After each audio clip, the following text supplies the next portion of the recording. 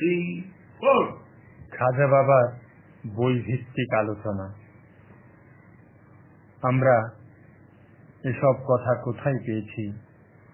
আগে তো সুফিবাদের মূল রহস্যের কিছুই জানতাম না এবং জানবার কথাও ছিল না, কারণ পুরাতন ফার্সি ভাষাটি জানা না থাকলে অন্ধকারেই থাকতে হয়। সৌদি আরবের এক জাজ্জেল বুদ্ধিজীবী বাদশাহ আব্দুল আজিজ এবং আব্দুল ওহাব নজদিকে বুঝিয়ে দিতে পেরেছিলেন যে দুনিয়ার সমস্ত মাদ্রাসা হতে যদি ফার্সি ভাষাটি চিরতরে উঠিয়ে দিতে পারলে সুফিবাদের গোড়া কেটে দেওয়া হবে, কারণ সুফিবাদ দাঁড়িয়ে আছে একমাত্র ফার্সি ভাষার উপর। আজ কি হয়েছে যে দেখুন, দুনিয়ার কোনো মাদ্রাসায় আর ফার্সি ভাষাটি চালু নাই। আগে মাদ্রাসা হতে আল্লাহর অনেক ওলি বের হতো, আর আজ আর মাদ্রাসা হতে ওলি বের হয় না, কিন্তু বের হয় কি? বের হয় তালেবান আর জঙ্গি আর জিহাদের নামে মানুষ হত্যা করা। নিউটনের একটি বিখ্যাত ফর্মুলা আছে, সেই ফর্মুলাটি হলো প্রতিটি কাজের ঠিক ততটুকু বিপরীত শক্তি আছে। কথায় বলে প্রচারেই ব্যবসার প্রসার ঘটে। এখন দেখছি ওহাবিদের ব্যাপক প্রচারে ব্যাপক সাড়া পড়ে গেছে, আর আসল বিষয়টি মার খেতে খেতে ভিখারিতে পরিণত হচ্ছে। ইসলামের বই খুঁজতে বাজারে গেলেই দেখতে পাবেন খালি ওহাবি আর ওহাবিদের বই দিয়ে বাজার ছেয়ে গেছে, আর সুফিবাদের ধারক বাহকদের নাকি কান্নাই পচা কাগজে পচা বাধায়ে 2-4টা হাতে গোনা বই পাওয়া যায়। অথচ সুফিবাদের ধারক বাহকদের উচিত ছিল বড় বড় ওলিদের পুরাতন ফার্সি ভাষায় রচিত বইগুলো অনুবাদ করে ছাপিয়ে দেওয়া। আর যারা পুরাতন ফার্সি ভাষাটি জানেন তারা প্রায়ই আর বেঁচে নাই। হাতে গোনা কিছু পুরানো ফার্সি জানা জ্ঞানী মানুষ এখনো আছে, কিন্তু কোনো পবিত্র এবং ত্যাগী উদ্যোগ নাই। আপন আপন দরবারের শান-শৌকত দেখানোর প্রতিযোগিতা চলছে। সুফিবাদের কিছুই জানেন না এক চরের পীর, অথচ আনুষ্ঠানিক ধর্ম পালনে সৈনিক ধর্মের লেবাসে সমানে মুরিদ করে চলেছেন। আনুষ্ঠানিক ধর্ম পালনের লেবাসের বাহার যে মুনাফিকদের সবচেয়ে বড় হাতিয়ার বা অস্ত্র, এটা কয়জনার মাথায় ঢুকতে পারে? কথাই বলে আজ ঘাট হয়েছে আঘাত, আর আঘাত হয়েছে ঘাট। আর সরল সহজ মানুষগুলো এদের ফাঁদে পা দিয়ে চলছে। অধম লেখককে কি দেখিয়ে দিতে পারবেন যে মাত্র একটি বই পুরাতন ফার্সি ভাষা হতে অনুবাদ করে বাজারে ছেড়েছে? না, ছাড়ার প্রশ্নই ওঠে না। এর পরিণতি যে দিনে দিনে ভয়ঙ্কর রূপ ধারণ করছে তা আমরা কম বেশি বুঝতে পারছি। অথচ এই আনুষ্ঠানিক ধর্ম পালনের মূল্য কতটুকু তার সামান্য কিছু নমুনা খাজা বাবা রচিত আসরারে হাকিকি নামক বইটিতে পাই।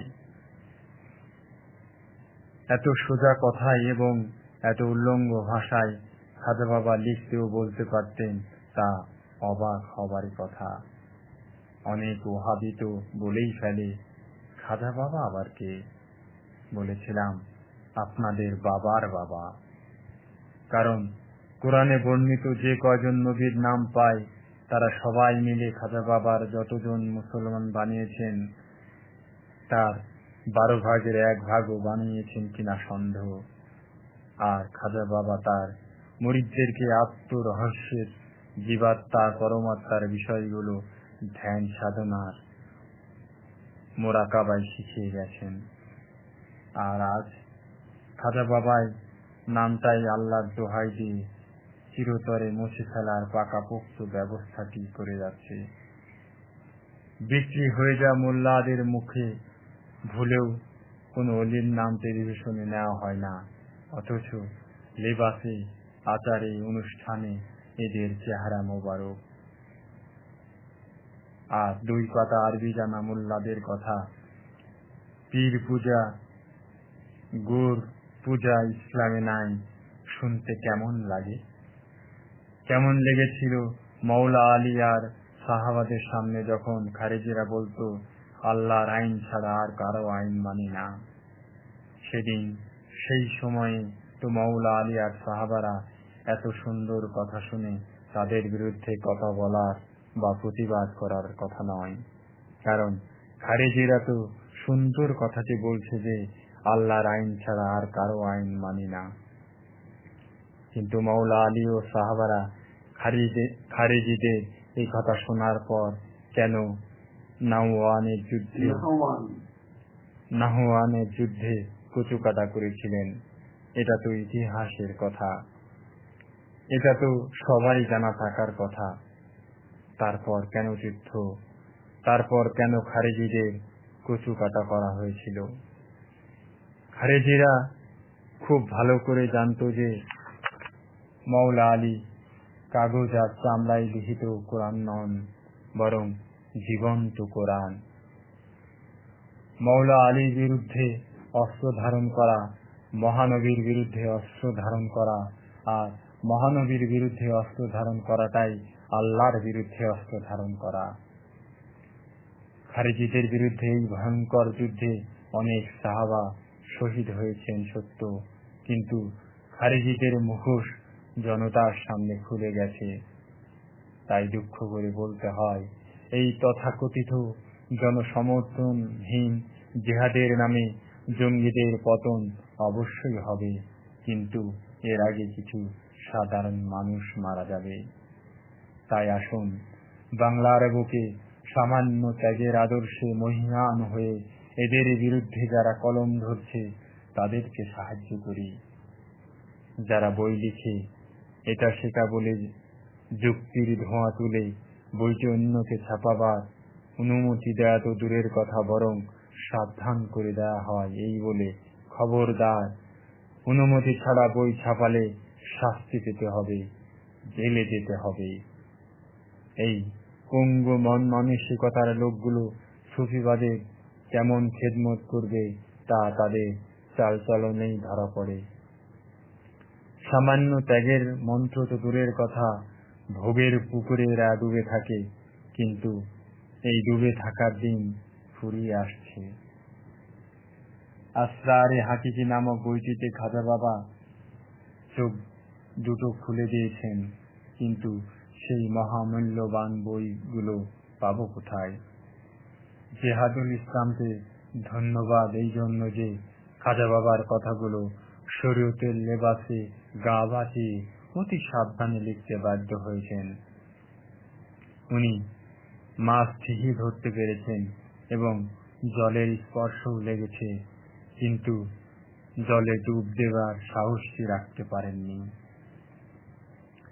মক্কার মিনার 3টি শয়তান হলো মেজাজি শয়তান, কিন্তু আসল শয়তান নয়, কারণ আসল শয়তান মক্কার মিনারে থাকে না, বরং আল্লাহর দেওয়া নির্ধারিত 2টি স্থানে থাকে, একটি জিনের অন্তর আর অপরটি মানুষের অন্তর। এই অন্তর বিহনে আল্লাহ শয়তানকে থাকবার আর কোন অনুমতি দেন নাই। তাহলে মক্কার মিনারে কেমন করে 3টি শয়তান অবস্থান করে? কেমন করে হাজিরা কঙ্কর ছুঁড়ে মারে? 3টি শয়তান মেজাজি, কিন্তু আসল শয়তান নয়, আর যাহা আসল নয় তাহাকেই মেজাজি বলা হয়। মেজাজি বাংলায় অনেক রূপক শব্দটি ব্যবহার করেন। কঙ্কর ছুঁড়ে মারাটি মেজাজি, আসল কঙ্কর হৃদয়ের ভিতরের শয়তানটিকে মারতে হয়, এবং ইহাই হাকিকি। মক্কার কাবাটি মেজাজি কাবা, আর আসল কাবাটি হলো মুমিনের দিল। সুতরাং মেজাজি কাবার হজটি মেজাজি, আর যারা হজ করতে এসেছেন তারাও মেজাজি হাজি। এই মেজাজি বিষয়টি নিয়ে কত বড় বড় হইচই আর কত বড় বড় আয়োজন। মেজাজি জৌলুসে হাকিকি হারিয়ে যাচ্ছে, কারণ মেজাজি চোখে দেখা যায় আর হাকিকি চোখে দেখা যায় না। যাহা চোখে দেখা যায় না অথচ আছে, তারা সবাই মানতে পারে না, বরং তারাই মানে যাদের ভেতর হুঁশ আছে আর আছে বিচার বিশ্লেষণের সূক্ষ্ম জ্ঞান। হাকিকি বিষয়গুলো ধরতে হলেই সূক্ষ্ম জ্ঞানের প্রয়োজন। এই জ্ঞান শিক্ষাগত যোগ্যতার মাপকাঠি দিয়ে হয় না। এই জ্ঞান আল্লাহর প্রদত্ত জ্ঞান, বিশেষ রহমতের মাধ্যমে পাওয়া। এই জ্ঞান সিনার জ্ঞান। সুফিবাদের দর্শনে জ্ঞান অর্জন করা যায় দুইটি মাধ্যমে। তাই জ্ঞান দুই প্রকার এবং অর্জন করার মাধ্যম দুইটি সম্পূর্ণ ভিন্ন। একটি মাথার জ্ঞান আর অপরটি সিনার জ্ঞান। মাথার জ্ঞান চোখ খুলে বই পড়ে অর্জন করতে হয়, কিন্তু সিনার জ্ঞান চোখ বন্ধ করে ধ্যান সাধনায় অর্জন করতে হয়। মাথার জ্ঞান ধরা যায়, কিন্তু সিনার জ্ঞান ধরা যায় না। সিনার জ্ঞান ধরা যায় না বলেই লুকোচুরিটা বেশি হয়। মানুষ সিনার জ্ঞানের প্রশ্নে সিদ্ধান্ত নিতে বিভ্রান্ত হয়। চোখ বন্ধ করে ধ্যান সাধনার মোরাকাবায় যে জ্ঞান অর্জন করা যায়, উহার কোনো প্রমাণ করার দলিল থাকে না। সুতরাং এই সিনার জ্ঞান কিনা ধরাটি কষ্টকর এবং তকদির দ্বারা নির্ধারণ করা হয়ে থাকে। তকদির না থাকলে সিনার জ্ঞানটিকেও নকল মনে হয়। সিনার জ্ঞান আসল না নকল, এটা তকদির দিয়ে ধরা যাবে, মাথার জ্ঞান দিয়ে ধরা যায় না, এবং ধরার কোনো নিয়ম আজও আবিষ্কার হয় নাই। তকদিরে না থাকলে ভালো ভালো মাথার জ্ঞানীরা সুফিবাদের খোলসটা ধরে আনন্দ পায় এবং মনে করে যে অনেক কিছু পেয়ে গেছি। আসলে সুফিবাদের মূল বিষয়টির ধারের কাছেও যেতে পারেনি, কিন্তু মনে করে অনেক দূর এগিয়ে গেছি। এরাই আসল সুফিবাদটাকে নাস্তানাবুদ করে ফেলে, অথচ মনে করে যে সুফিবাদের জন্য অনেক কিছু করলাম। এরা ধ্যান সাধনার মোরাকাবার লাইনটি কেমন হবে, কেমন করে অগ্রসর হব, কেমন করে পথ দিয়ে চলতে হবে জানে না, নিজেরাই জানে না, অথচ ভক্ত অনেক এবং ভক্তদেরকে পথ দেখাতে না পেরে উল্টা পাল্টা সবক দান করে। এদের পাল্লায় পড়াটাও তকদির, আবার এদের পাল্লায় না পড়াটাও তকদির। তকদিরের কষ্টি পাথরে যা লেখা হয়ে আছে তা হবেই। সুতরাং মেজাজি কাবার মেজাজি হজ করাটাও মেজাজি হাজি হওয়া ছাড়া আর কিছুই নয়। এই মেজাজি কাবাকে আসল কাবা মনে করা, মেজাজি হজ করাটিকে আসল হজ মনে করা, মেজাজি হাজিকে আসল হাজি মনে করাটা কোনো দোষের বিষয় নয়, কারণ এটা তকদিরের লিখন। ইহার বাইরে পা ফেলাটা অসম্ভব। ইসলামের প্রায় প্রতিটি বিষয় মেজাজি আর হাকিকি রাখা আছে। যেটা জন্মের আগে তকদির দিয়ে নির্ধারণ করা আছে, উহাই পালন করতে হবে এবং করতে বাধ্য থাকবে, এবং শত সহস্রবার বোঝালেও কোনো লাভ হবে না, এবং অনেক ক্ষেত্রে হিতে বিপরীত হতে বাধ্য হয়ে দাঁড়ায়, এবং এর বহু নমুনা তুলে ধরা যায়। যেমন ধরুন নামাজের কথাটি। ওয়াক্তিয়া নামাজ মেজাজি নামাজ, আর দায়মি নামাজ হাকিকি নামাজ। দায়মি নামাজের কথাটি কোরআনের সূরা মারিজে পায় এবং হাদিসেও পায়, কিন্তু ওয়াক্তিয়া নামাজের উল্লেখ পুরা কোরআনের একটি স্থানেও নাই। হাদিসে আছে যে ওয়াক্তিয়া নামাজ হতে দায়মি নামাজের মর্যাদা অনেক অনেক উঁচুতে অবস্থান করে। যেমন মহানবী বলেন, সালাতুত দাওয়ামি আফজালুম মিনাল সালাতিল ওয়াক্তিয়া, অর্থাৎ দায়মি নামাজ ওয়াক্তিয়া নামাজ হতে অনেক মর্যাদাকর। দায়মি নামাজ দেখা যায় না, কারণ দায়মি নামাজে 24 ঘন্টা থাকতে হয়, অথচ ওয়াক্তিয়া নামাজ রুকু, সিজদা এবং কিছু নিয়মে সীমাবদ্ধ। অথচ দায়মি নামাজে কোনো রুকুও নাই, কোনো সিজদাও নাই এবং কোনো নিয়মের মাঝে সীমাবদ্ধ নহে। এই নামাজকে হাকিকি নামাজও বলে এবং ওয়াক্তিয়া নামাজকে মেজাজি নামাজও বলে। যে নামেই বলা হোক না কেন, আসলে হাদিস অনুসারে আমরা পাই দায়মি নামাজ তথা সর্বক্ষণের নামাজ এবং ওয়াক্তিয়া নামাজ তথা কয়টি নির্দিষ্ট সময়ের মাঝে সীমাবদ্ধ নামাজ। এখানে ব্যাখ্যা ও বিশ্লেষণের পরিপ্রেক্ষিতে বলা হচ্ছে দুটি গতি প্রকৃতি। আমরা জানি ওয়াক্তিয়া নামাজে দাঁড়াতে হয়, কিন্তু দাঁড়াবার শক্তি না থাকলে বসে বসে পড়ার উপদেশটি পাই। আবার বসে বসে পড়ার যদি উপযুক্ততা হারায়, তো শুয়ে শুয়ে নামাজ পড়ার উপদেশটি পাই। এতে এটাই বোঝানো হয়েছে যে উঠ বসটা নামাজ নয়, বরং আল্লাহর সঙ্গে সংযোগ প্রতিষ্ঠাকে প্রতিষ্ঠিত করার নামই হলো নামাজ। যদিও এই কথাটি না বললেও চলে, তবুও বলছি যে নামাজের এই বিষয়টিতে 4 ইমামই ঐক্যমত্য পোষণ করেছেন।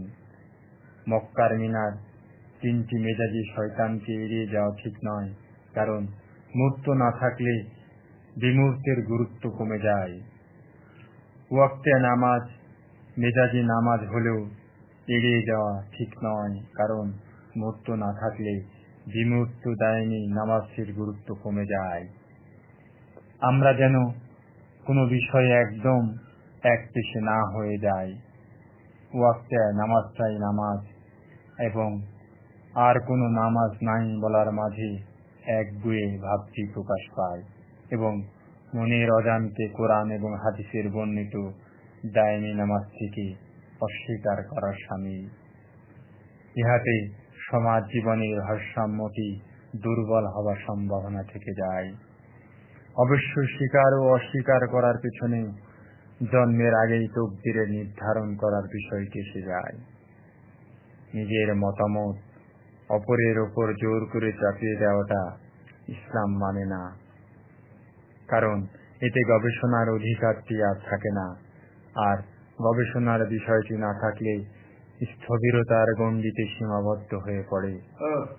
তখন সূরা লোকমানের 27 নম্বর আয়াতে গবেষণার আবেদনটি দুর্বল হয়ে যায়। 100 বছর পূর্বে কোরআন হাদিস দিয়ে প্রমাণ করে দেওয়া তো হতো যে পৃথিবী স্থির এবং এই পৃথিবীকে কেন্দ্র করে সমগ্র সৃষ্টি জগৎ ঘুরছে। আর এখন গবেষণা করে দেখানো হয়েছে যে এই বিষয়টি একটি ডাহা মিথ্যা। সুতরাং গবেষণার মাধ্যমে অনেক কিছু জানা যায় এবং জানার নামটাই হলো জ্ঞান অর্জন করা। তো সেই জ্ঞানটি মাথার জ্ঞান হোক অথবা সিনার জ্ঞানই হোক, অবশ্য জ্ঞান অর্জনের বিষয়টি কোরআনে পরিষ্কার বলে দিয়েছে সূরা বাকারার 164 নম্বর আয়াতে, না জানার পেটে জন্ম নেয় একগুঁয়েমি। এই একগুঁয়েমি করে খ্রিস্টান ধর্মযাজকরা অনেক গবেষণায় লিপ্ত জ্ঞানী গুণীদের শাস্তি দিয়েছে। এখন আমরা বিশ্ববিখ্যাত অলিদের মহারাজা খাজা গরিব নওয়াজ নামাজ বিষয়টিতে কি বলে গেছেন আসরারে হাকিকি নামক পুরনো ফার্সি ভাষার কিতাবে তারই কিছুটা তুলে ধরছি। মহানবী বলেন যে হুজুরি কাল ছাড়া নামাজ হয় না। হাকিকি নামাজ যে মুমিন এবং আল্লাহর আরিফ হয় এবং চিরস্থায়ী হুজুরি লাভ করা যায়। নামাজ 2 প্রকার, একটি জাহেরি আলেম, ফেকাবিদ এবং জাহেদগণের নামাজ, এবং এদের নামাজ নীরস তথা খুশক, কারণ এদের নামাজ যা শুধু রুকু, সেজদা, কেরাম, কেরাত ইত্যাদি শরীরের খাটুনিতে তথা খসরতের মাঝে সীমাবদ্ধ থাকে। এই রকম নামাজ যে খোদার দিদার পাওয়া মোটেই সম্ভব না। এজন্যই এই নামাজ অতি সাধারণ নামাজ এবং আলেমি নাসুতে নফসানি পর্যন্ত সীমাবদ্ধ থাকে। এই নামাজ এমনকি আলমি নাসুত হতে আলমি মালাকুতে পৌঁছে দেবার ক্ষমতাটুকু রাখে না। আলমি জাবরুত এবং আলমি লাহুত তো অনেক দূরের কথা। অপর নামাজটি হল আম্বিয়া এবং আউলিয়াদের নামাজ, যারা হুজুরি কাল সহকারে আদায় করা যায়। এই নামাজের মাধ্যমে খোদাকে পাওয়া যায় এবং আলমি জাবরুতে রহমানি পর্যন্ত পৌঁছে যায়। হে ওমর, হাকিকি নামাজি আসল নামাজ, যাকে নামাজে রহমানি বলা হয়। যে সকল জাহিরি আলেম ও লোক দেখানো সুফি জুব্বা দোস্তার জাহিরি শান শওকতে সজ্জিত হয়ে লোক দেখানোর জন্য মসজিদে লম্বা নামাজে মশগুল থাকে, তারা হামবড়া ভাব আর অহংকারের কাদায় ডুবে থাকে।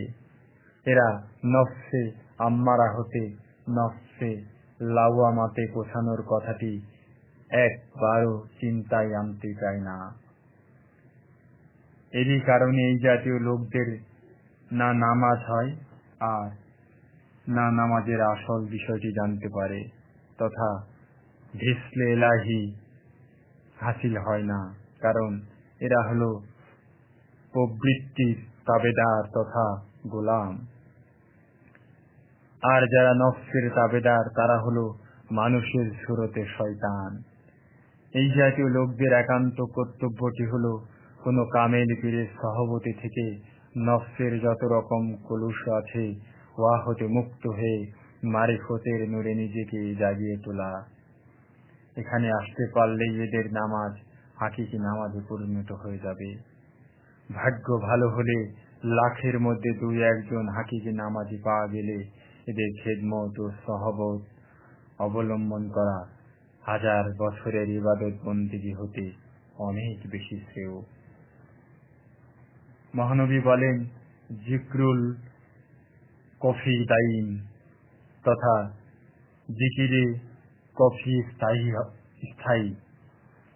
হুজুরি কাল্প ছাড়া নামাজ আদায়কারীগণ প্রকৃতপক্ষে বুতপরস্ত, কিন্তু এরা নিজেদের আমলের জন্য গর্ব করলেও বুঝতে পারে না যে তারা বুতপরস্তি করছে। অবাক হবার বিষয়টি হল, এদের জাহেরি নামাজ দেখে সাধারণ মানুষ এই সব রিয়াকারগণকে প্রকৃত নামাজি বলে সম্মান করে, অথচ হাকিকি ছাড়া নামাজ একেবারে মূল্যহীন শারীরিক খসরত মাত্র। দিওয়ানে মঈনুদ্দিন, পৃষ্ঠা 425। আমরা অনেকবার বলেছি যে নামাজের যত বড় মর্যাদাই হোক না কেন, নামাজ বেহেশতের চাবি হোক না কেন, অথবা আরো বড় কিছু হোক না কেন, নামাজ মুমিনদের জন্য মেরাজ হোক না কেন, কিন্তু পুরা কোরআনে একটি সূরায় একটি লাইনেও আল্লাহ বলেননি যে আল্লাহ নামাজীদের সঙ্গে থাকেন। কেন বললেন না? কি কারণ এর পিছনে থাকতে পারে? কারণটি হল, নামাজের বাহির এবং ভেতর আছে। যে যে বিষয়গুলোতে বাহির এবং ভেতর আছে, উহার একটির সঙ্গেও আল্লাহ থাকেন না, কারণ বাহির ও ভেতর যেসব বিষয় থাকে সেই সব বিষয়ে খাঁটি ও ভেজাল থাকে। ভেজাল নামাজীদের ওয়াইল নামক জাহান্নামে ফেলে দেওয়া হবে, এটা তো কোরআনেরই ঘোষণা। অন্যত্র আছে লোক দেখানো নামাজীদের জন্য এই শাস্তি রেখে দেওয়া হয়েছে, অথচ সবরের তথা ধৈর্যের মধ্যে কোনো বাহির নাই, ভেতরও নাই, একদম লেপাপোছা। তাই সবরকারীর সঙ্গে আল্লাহ আছেন বা থাকেন, এটা কোরআনেরই ঘোষণা। আমানু তথা ইমানদারদের মাঝে ভেজাল থাকতে পারে, যেমন দুর্বল ইমান, শক্ত ইমান, খাঁটি ইমান ইত্যাদি বলা হয়ে থাকে। কিন্তু যিনি আমানু ডিঙ্গিয়ে মুমিন হয়েছেন, সেই মুমিনের আর বাহির ভেতর থাকে না। অল্প শিক্ষিত আরবি জানা পণ্ডিতরা অবশ্য না জেনে, না বুঝে, না গবেষণা করে মুমিনের আগেও প্রকৃত শব্দটি লাগিয়ে দেয়, কারণ এরা আমানু আর মুমিনের সামান্য পার্থক্যটি করতে জানে না। অথচ কোরআনের তফসিল লেখে বড় বড় জ্ঞান গর্ব ভাষণ দিয়ে এবং হিয়া হুয়া বলে বেড়ায়। মানুষ এই জাতীয় হাতুড়ি আরবি জানা পণ্ডিতদের খপ্পরে পড়ে ইমানের দুর্বলতা এনে নেয়, কারণ এই হাতুড়ি পণ্ডিতরা ইমানদার আর মুমিনকে এক করে ফেলে। যেহেতু মুমিনের বাহির এবং ভেতর এক হয়ে যায়, তাই আল্লাহ কোরআনে ঘোষণা করছেন যে তিনি মুমিনদের সঙ্গে আছেন ও থাকেন, কিন্তু আমানুদের সঙ্গে আছেন এবং থাকেন এরকম একটি আয়াতও পুরা কোরআনে নাই। মেজাজি কাবা এবং হাকিকি কাবা থাকার দরুন হজ দুই রকম হয়ে যায়, একটি মেজাজি এবং অপরটি হাকিকি হজ। সুতরাং হজের মধ্যে বাহির আছে এবং ভেতরও আছে। বাহির এবং ভেতর থাকার দরুন কোরআনের একটি আয়াতেও বলা হয়নি যে আল্লাহ হাজীদের সঙ্গে আছেন এবং থাকেন। ইন্নাল্লাহ মা আল হুজ্জাজ। সত্যি অবাক হই যখন দেখতে পাই অনুষ্ঠানের কত বেশি দাম দেওয়া হয়, অথচ অনুপরমাণুর মতো ক্ষুদ্র সত্য থাকে বলেই অনুষ্ঠানের সঙ্গে অনুশব্দটি লাগিয়ে দেওয়া হয়েছে। মেজাজে হজ পালন করার জন্য কি হই হই রই রই রব পড়ে যায় মেজাজি হাজি হবার তরে, অথচ মেজাজি হাজিরা জানল না, বুঝল না এবং সামান্য বিবেক খাটিয়ে গবেষণা করেও দেখল না যে আসল হজ তথা হাকিকি হজটি বহু দূরে দাঁড়িয়ে মেজাজি হাজিদের দিকে তাকিয়ে মিটি মিটি হাসছে। মেজাজি হাজিদেরকে যদি চোখে আঙ্গুল দিয়েও বুঝিয়ে দেন যে এটা মেজাজি হজ পালন করছেন, তাহলে সাপের ফনা তুলে সবল মারতে চাইবে। বুঝে নেওয়া তো দূরের কথা, আমি কি হনুরে ভাবটি প্রায় বিষয়তেই থাকে এবং এটাই নিজের ভেতর লুকিয়ে থাকা খান্নাসের খেলা। এই খান্নাস রূপের খেসালত হতে মুক্ত হতে চাইলে বছরের পর বছর মোরাকাবার ধ্যান সাধনা ছাড়া অসম্ভব, তাও সহজে যেতে চায় না। ইমামুল আউলিয়া বায়েজিদ গোস্তামি বলেছেন যে সবচেয়ে কঠিন ও শক্ত কাজটি হল আপন খান্নাস রূপী খেসালত হতে মুক্তি লাভ করা, কারণ এই মুক্তির সঙ্গে সঙ্গে লামুকামে অবস্থান করা, শিরকের চির অবসান, অন্যভাবে শিরকের মাঝে কম বেশি ডুবে থাকা। তৌহিদে তখনই বাস করে যখন বিন্দু পরিমাণ শিরক আর থাকে না।